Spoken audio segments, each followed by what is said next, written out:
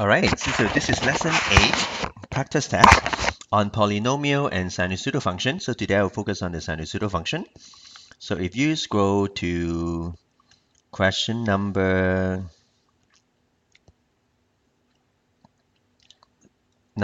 12, okay, which of the following type of function is a periodic function? Okay, we know the answer. The answer is sinusoidal function. Sinusoidal function means it has a shape of a sine function. Both sine and cosine has the shape of a sine function. So they're both called sinusoidal function. It's an adjective, describe the shape of a sine and cosine function. Okay, now next question. The graph has the following form. We just learned that, like A, B, C, D or A, B, H, K, like same thing, A, B, C, D. And then they want you to find the value of B, but I'll actually find out more, okay? Now, first, when you look at this graph, what is the maximum value? How high does this graph go? If you look here, it go high as 2. How low does this graph go? Now, don't look at the y-intercept because it will be something like 3.5. But then the whole graph go as low as here, right? So it's actually go as low as -4. So with the max and min, I already I can figure out A and D, or like the K value. So A is, you subtract the 2. 2 minus -4 divided by 2. 2 minus -4 is a 6 divided by 2 is 3. The amplitude is 3. The vertical displacement is max plus mean divided by 2, which give you -1. What does it mean? Which means the graph has shifted down by 1. So on the graph, I will actually draw a line at -1. This is the center of the graph. And it's go up by 3, as you can see here, and it go down by 3. So the amplitude is 3. Okay, but they're not asking for amplitude, it's asking for B. What does B related? B is related to the period. Now, remember this formula. Period is 2 pi over B. So if you are given B, you can use 2 pi over B to find out the period. But now, you don't have B. Okay, so first, you need to find the period. What you can do for this formula is you can swap B and P around. B is 2 pi over P. Okay, so memorize this. You just swap these two around. B is 2 pi over P. So from this graph, what is my period? Period is how often it's repeat. Again, don't use this point here, right? Don't use the starting point. You can use any point in the graph. The easiest point to use is the maximum to maximum or minimum to minimum, because it's the most obvious point. Like here, maximum is easy to see, maximum to maximum, or like you can use minimum here to minimum. They will have the same period. And then you actually count, okay? 1, 2, 3, like from maximum to maximum, 1, 2, 3, 4, 5, 6, 7, 8, 9, 10. So 10 boxes. Now it's not necessarily 10, it's based on the grid. Like you look at the grid. On my grid, the scale is each boxes is 1. So 10 boxes is 10. But make sure you read the scale correctly. If each boxes is 2, then with 10 boxes, the period will be 20 because 2 times 10. Or sometimes the period will be a pi number. Let's say each box, 4 boxes is pi. Then 10 boxes is actually 2.5 of a pi. So make sure you work with the scale. Now the period is 10. So my B will be 2 pi over 10. And then you reduce this number, it is pi over 5. So for this question, the value of B is pi over 5. Okay? All right. Moving on to other question. So we learn by working with the example. Use the following information, answer the next 3 questions in diploma exam. That's quite often, like they will give you some information and then it says use it for the next 2 questions, 3 questions, 4 questions. Make sure you pay attention to that. Otherwise, when you read the next question, you don't realize it's related to the information given above, then you don't know what to do. Okay, a partial graph is given. It says partial because it's keep on going forever, right? It's like that. The amplitude. Okay, let's find amplitude. Easy. Okay, first read the scale. The y scale is from -12 to 6. So if I count, 1, 2, 3, 1, 2, 3, 4. There's 4 line here, but doesn't equal to 4. It's -12. -12.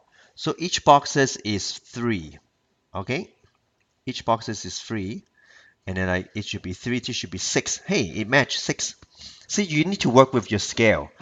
The amplitude will be here. You check. Maximum is 3, minimum is -9. Amplitude is 3 minus -9 divided by 2. 12 divided by 2, the answer is 6. So put your value here. Okay? Don't put it to the right side. You should always put it to the left side. What is the period? Okay, the period from maximum to maximum. Okay, so from here to here is one period. So 1, 2, 3, 4, 5, 6 boxes. However, on my scale, what is 6 boxes? The answer is not 6. What's the period? It's not 6. Well, look at my scale from 0 to 6.28. You need to recognize that equal to 2 pi. Pi is 3.14, so therefore 3.28 is 2 pi. Okay, so the whole window has 2 pi. All right, half of it is a pi. So the period is actually pi. Right? Because it's half of it. The period is pi. And now, remember your formula? Oh, period is pi. So here we go. Period is pi. It's not asking for the b value. Period is pi. So here we go. That's the answer. Okay. If they ask for the b value, b is 2 pi over the period. The answer will be 2, but they're not asking for the b value. It's asking for the p value, asking for the period. Finally, the equation of the middle line, midline. What is midline? Midline is how much it has moved. The midline is somewhere in the middle. Like, all right, the midline is somewhere here. Okay, so how do you find it? Max plus min divided by 2. Max plus min. Max plus min is -6 divided by 2 is -3. It's a horizontal line, so y equal to -3 is the answer. Okay? Okay. All right. Well, let's try this question. The height of a student above the ground on a circular Ferris wheel is given by this. So basically, when you get on the Ferris wheel, let's say you get on here, and then you go around, right? Your height go up and come down. It's periodic. If you graph it, your height will start from the minimum, it go up and come down. So it's a sinusoidal function. Okay. The diameter of the wheel is 12 meter. The student start at the bottom at time 0 when it's 3 meter above the ground. So this is the ground. When the student start is 3 meter, there's a platform here for this wheel. So the lowest point the student will be at is at 3. All right. If the Ferris wheel is 12 meter in diameter, how high will he go? Like this is 12. But he started at 3. So do the math. He will reach the height of 15. So the maximum height that he will reach is 15. So now the value of d of this function. Okay, easy. If we have max and min, d is max plus min divided by 2. Okay, so you add the max and min divided by 2 is 9. Okay, here we go. This is how you answer this question. So this is all you need. You need to memorize all this formula and put it in the context, find the max and min of a graph, and then you find the answer. Okay, 18. You have two graphs. Okay, so I can see that both sinusoidal function. So one is have a center line there, one have a center line there, one is have a higher amplitude than the other. So the A is different for the two. Graph A has this function, have this shape. Graph B can be obtained from graph A. How? Okay, well, if you look at it, do they have the same period? Yes, they have the same period, right? The maximum here is the maximum there. The minimum here is so they have the same period. Okay, so period didn't change, so B didn't change. Do they have a different amplitude? Yes, different amplitude. How does D affect the graph? D is the center line. Do they have a different center line? Yes, D is different. So the parameter that changes A and D. Here we go, A and D change. Okay, so they will have question around like this A, B, C, D form. That's why I spend the time teaching you about transformation. Okay, next one. You just punch it in a graphic calculator. Make sure you set your radian in the degree, right? Set the mole in the radian. Put it in a graphic calculator, adjust your window. Okay, now it's 28 plus, so your window have to be higher. So change your window to, let's say, 0 to 50, something like that. And 0 to 10 will be fine. And then you see some kind of graph like that. Like you can graph and you will see. The variation in temperature follow a repeating cycle, the number of temperature cycle in one day. So you look at one and then see how much they repeat. Okay, you can find out. You can look at the graph and then get estimate. Like look at the graph at one day. Okay, well this is in hours. So actually, you shouldn't see 10. You should see 24 because 24 is an hour. And then you look at the graph and then you count how many cycle do you have. Okay, basically that's how you do it.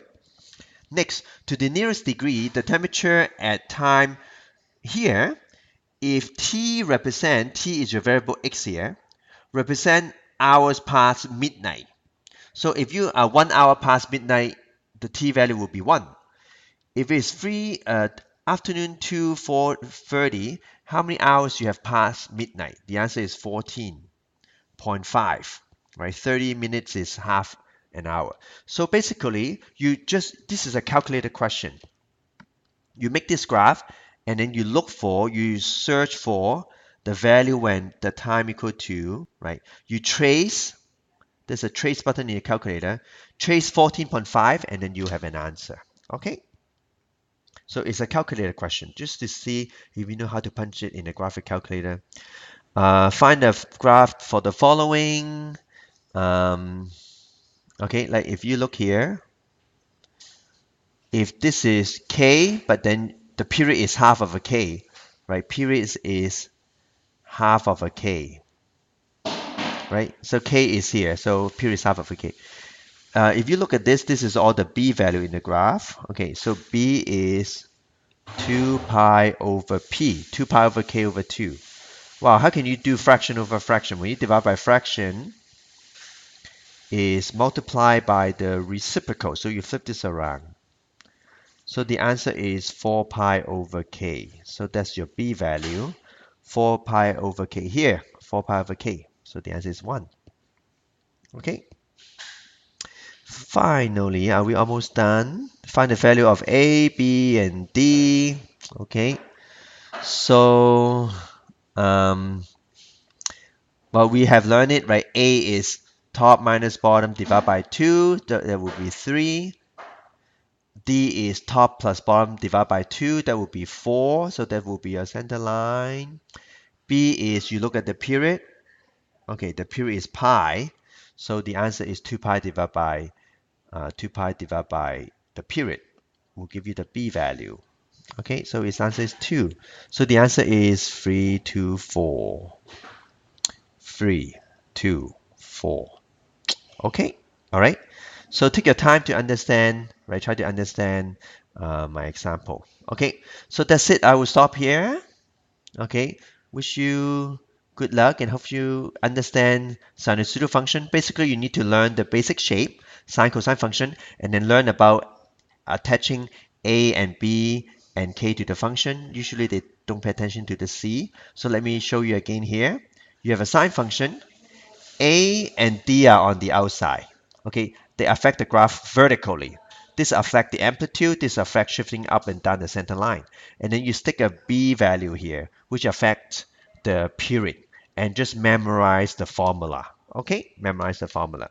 That's it for today. All right, see you. Bye-bye.